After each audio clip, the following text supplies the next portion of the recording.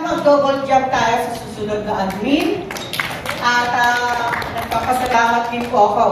Kahit tayo ay, ito, nag-umpisa na po yung ating regular dahil sa past COVID po natin. Ngayon po ay open na po tayo lahat. Sana po, lahat po mag-double job,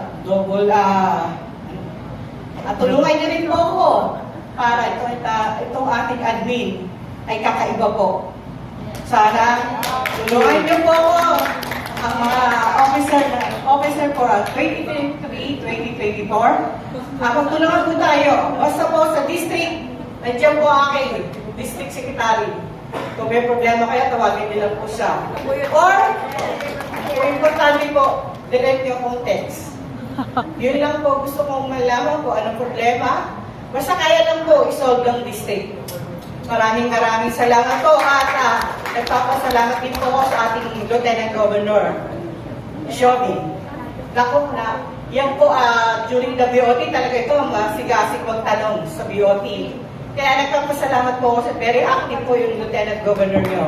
Hindi po kayo nagkamali ng pilit. And also, ito, palakpakan nyo naman po ang ating ibago, Lieutenant Governor.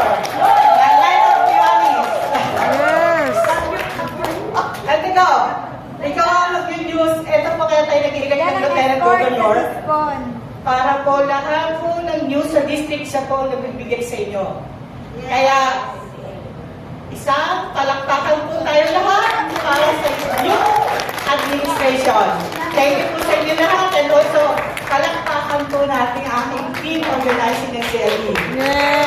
Ito po ay malayong lugar pa po. Yung isa, taga Lucena. Yung isa, taga Nuecia. Yung dala po, Pangasinan.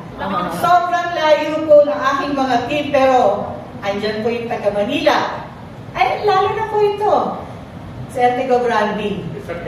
Nako, kung yan ay active, mas active pa ho yan, pagandahin kami.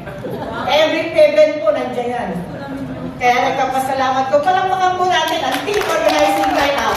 Maraming salamat po. Sana po, lahat tayo magtulungan. At hindi ko kayo iwan hanggang nandyan po ang line-up. Thank you po. Maraming salamat.